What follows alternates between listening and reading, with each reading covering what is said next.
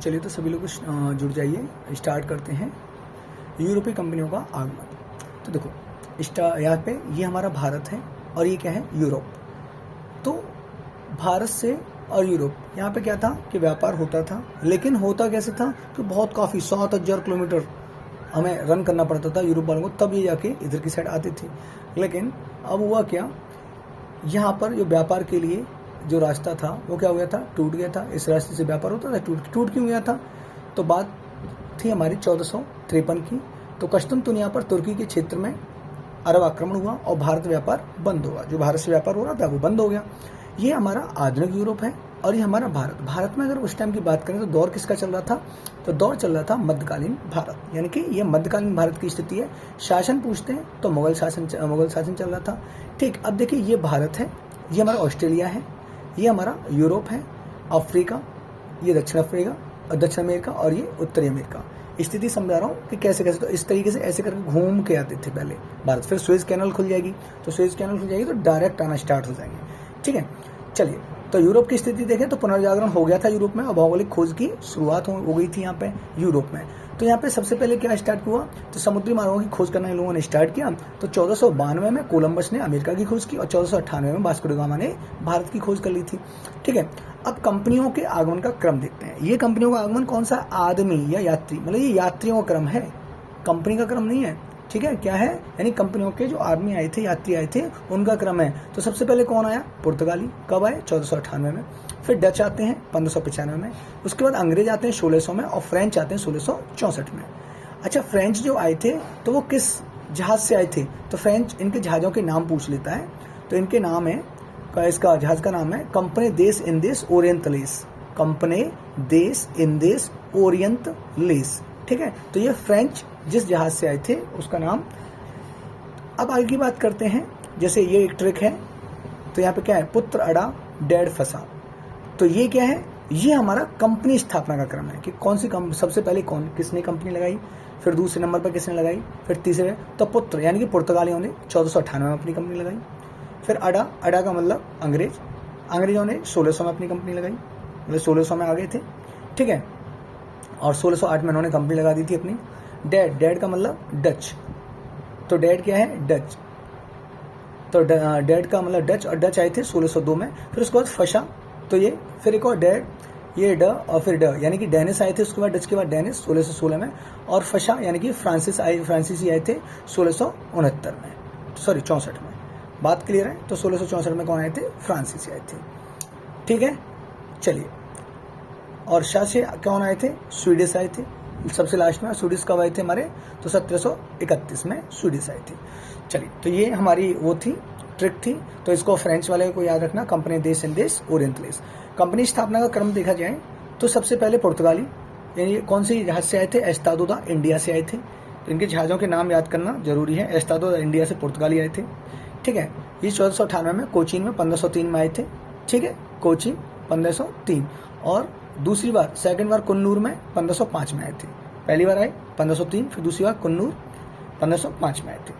इनके बाद अंग्रेज आते हैं 1600 में सूरत, 1608 में उन्होंने अपनी फैक्ट्री लगाई थी, यानी कंपनी लगाई थी।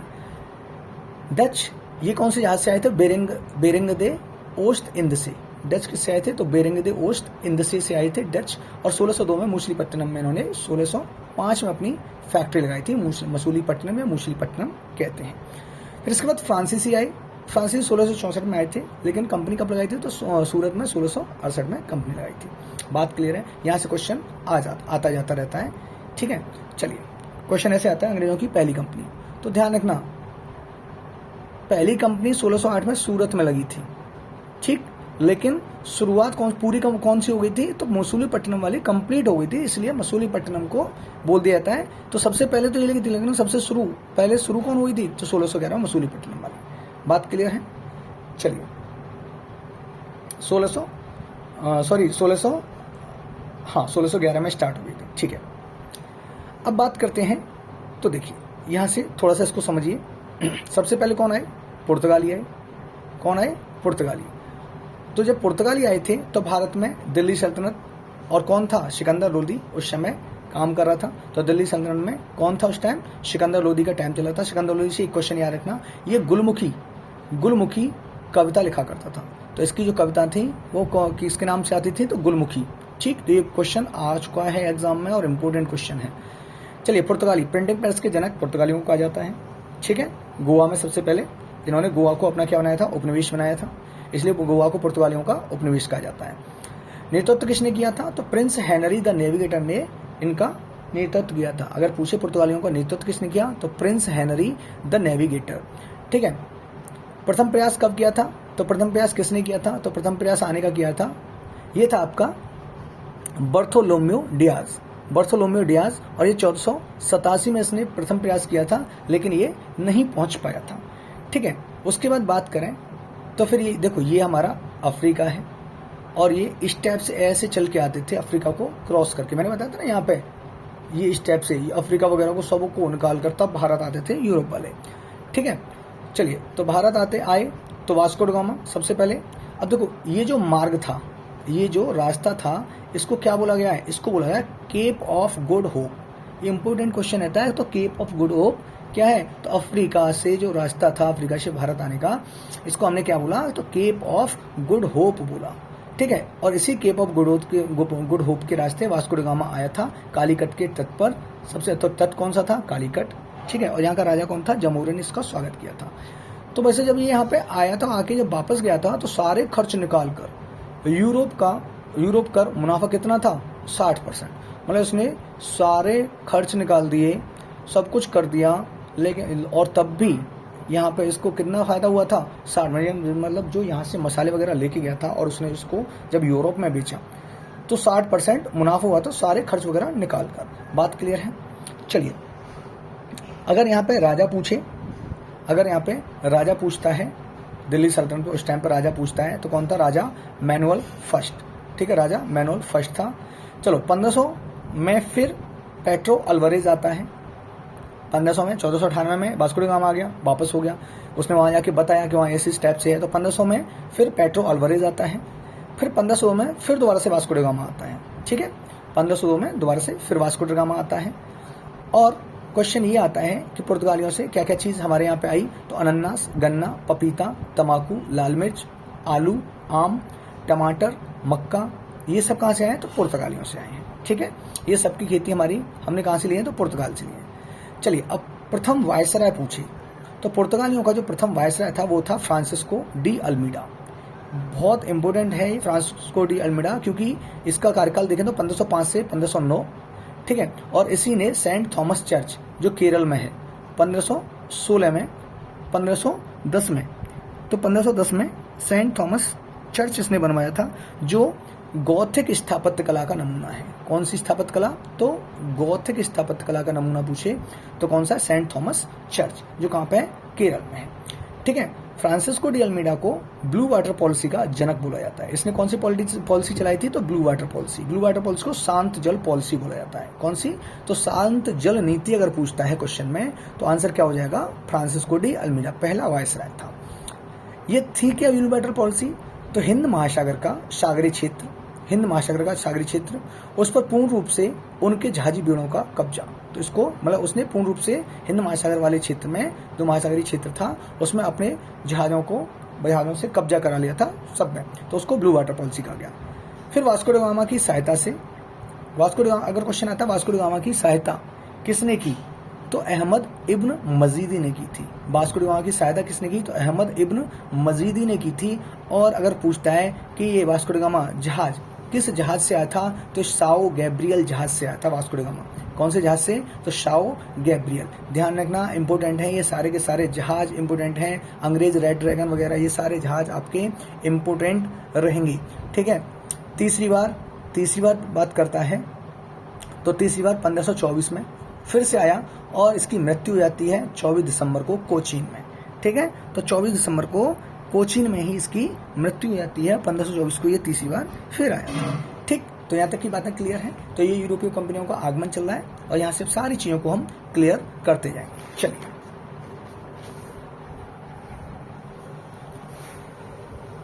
हाँ जी, नेक्स्ट क्वेश्चन कार्टेज। तो कार्टेज क्या था? तो अल्मीडा काफिला नीति। ये पुर्तगाल की थी। तो कार्टेज का किसको बोला जाता है, तो अरमेडा काफिला नीति ये किसकी थी, तो पुर्तगालों की अरमेडा काफिला नीति को कार्टेज बोला गया।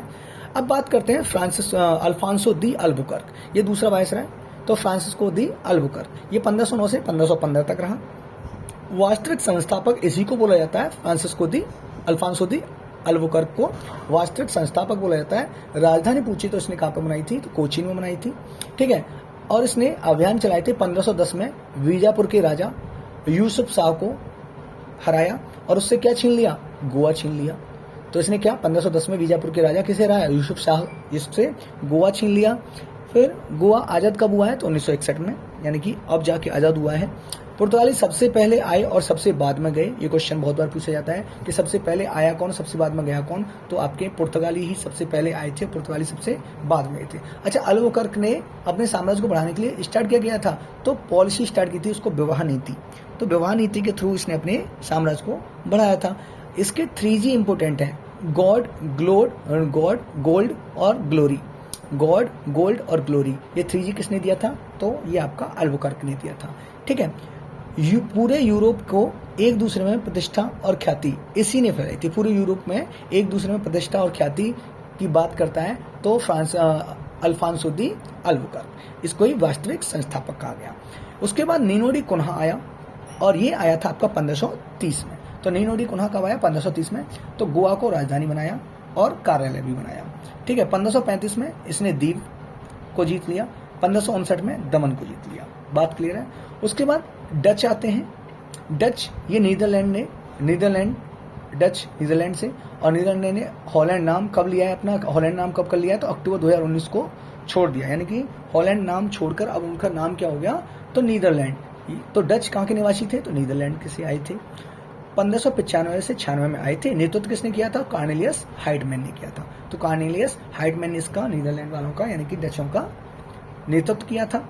अब देखो ये यूरोप से यहाँ पे पैगोडा किसको कहा जाता था उस टाइम पे, सोने के सिक्कों को पैगोडा कहा जाता था।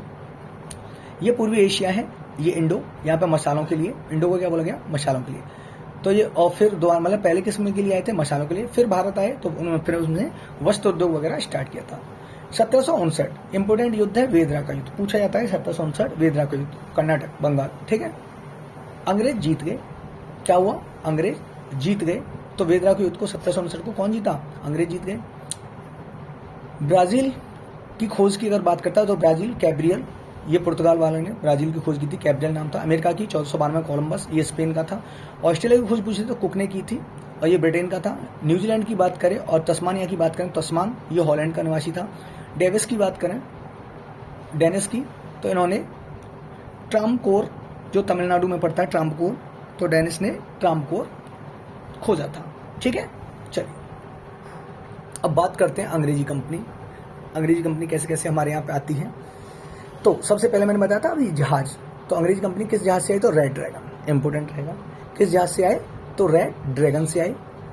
तो देखो 31 दिसंबर 1600 ईस्वी को महारानी एलिजाबेथ फर्स्ट द्वारा एक कंपनी की स्थापना की गई जिसका मूल उद्देश्य था पूर्वी भाग में जाकर व्यापार करना। पहले इसका नाम ईस्ट इंडिया कंपनी नहीं था, 1833 चार्टर एक्ट के तहत नाम रखा गया। तो पहले इसका नाम कुछ और होता था और इसका नाम ऐसे ही कुछ करके होता था। काफ़ी बड़ा सा नाम है, काफ़ी बड़ा सा नाम है कि मतलब इंडियन ऐसे करके काफ़ी बड़ा सा नाम है, तो उसको देख लेना एक बार। मुझे भी थोड़ा सा मतलब जैसे वो आता है तभी याद आता है, वो भी ऑप्शन देख के, तो काफ़ी बड़ा सा है, उसको मैं बता दूंगा आपको। चलिए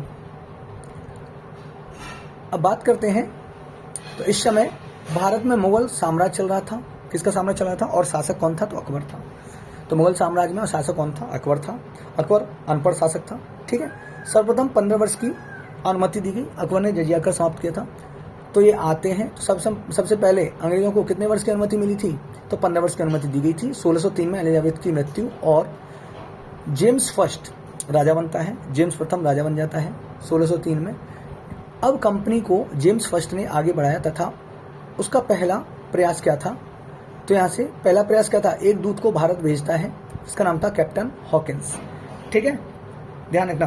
तो कैप्टन हॉकिंस को इंग्लिश खां की उपाधि, हॉकिंस को किसकी उपाधि प्राप्त थी, तो इंग्लिश खां कहते थे। ये देखो इंग्लिश खां, हॉकिंस की उपाधि थी।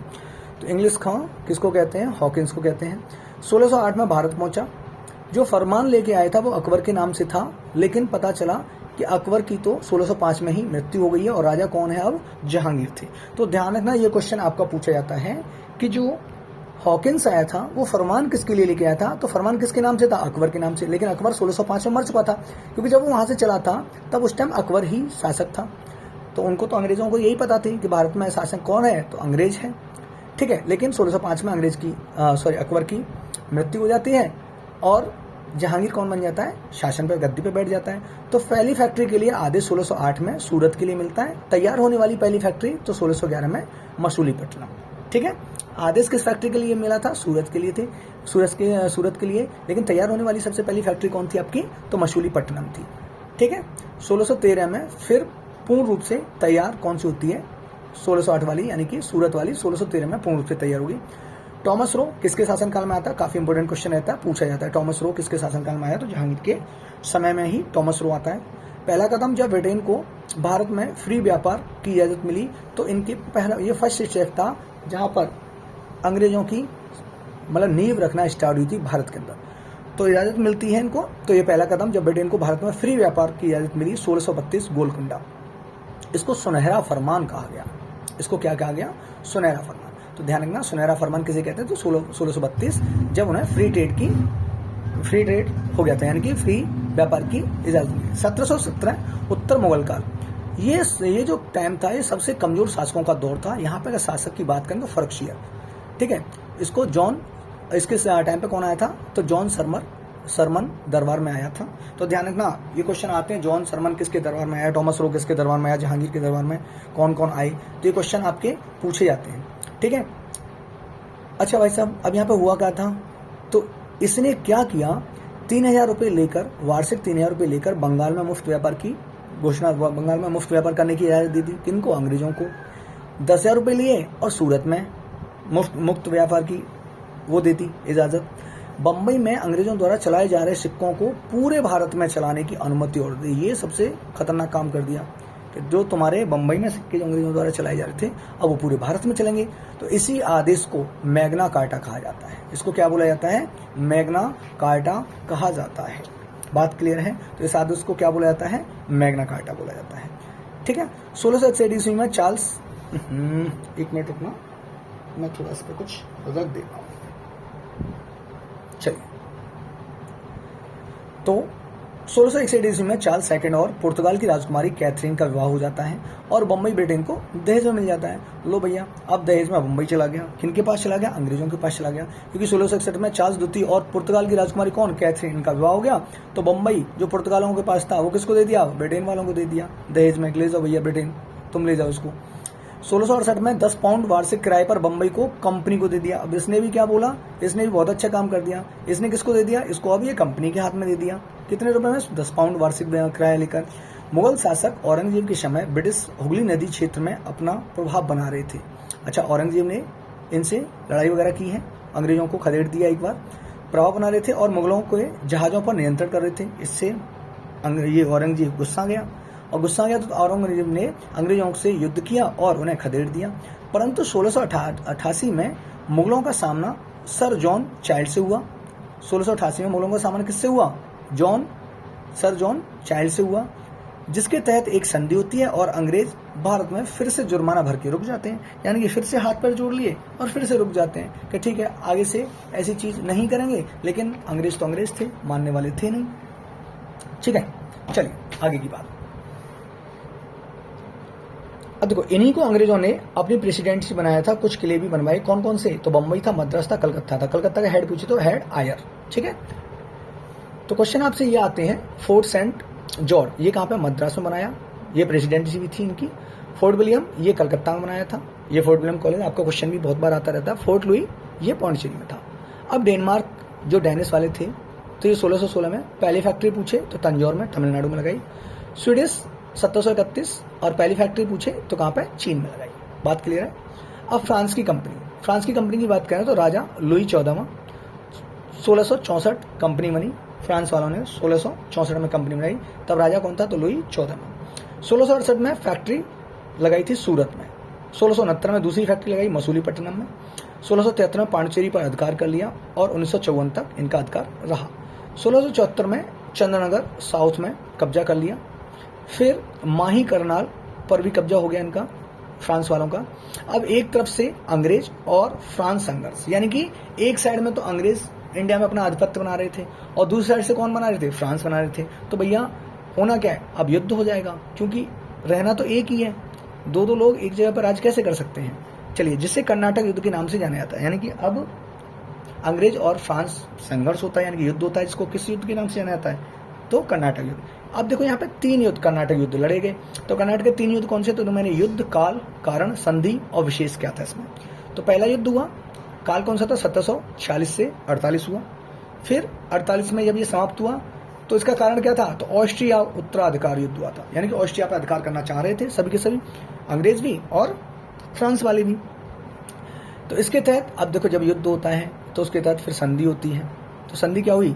एला सापेल की संधि होती है 1748 में, एला सापेल की। विशेष तो फ्रांसीसी गवर्नर डुप्ले, उन्होंने मॉरिशस के गवर्नर लाब्रूडोने को बुलाया, ठीक है। लाब्रूडोने आए और इनके मध्य में ब्रिटेन पर क्या हुआ? ब्रिटेन पर दबाव और मद्रास छीन लिया। युद्ध हुआ सेंट थॉम का 1748, मद्रास अंग्रेजों को मिल गया, ठीक है, और यूएसए फ्रांस, ठीक है। मद्रास किसको चला गया? अंग्रेजों को, और यूएसए किसके उसमें चला? तो फ्रांस। तो ध्यान रखना, ये सेंट थॉम का युद्ध पूछा जा सकता है आपसे, 1748 में हुआ था, ठीक है। तो यहाँ से ब्रिटेन पर दबाव और मद्रास छीन लिया गया था। तो ब्रिटेन से क्या छीन लिया गया था? मद्रास को छीन लिया गया था। तो सेंट थॉम का युद्ध हुआ था। पहले मद्रास अंग्रेजों के पास था। फिर दूसरी संधि होती है, मतलब दूसरा युद्ध होता है 1749 से 54 तक चला। हैदराबाद एवं कर्नाटक उत्तराधिकार के लिए 2 गुटों का निर्माण। तो यहाँ पर ये युद्ध होता है, इसमें कौन सी संधि हुई? तो पांडिचेरी की संधि। तो ये संधियाँ आपकी इंपोर्टेंट है, एला सापेल की और पांडिचेरी की संधि 1755 में हुई।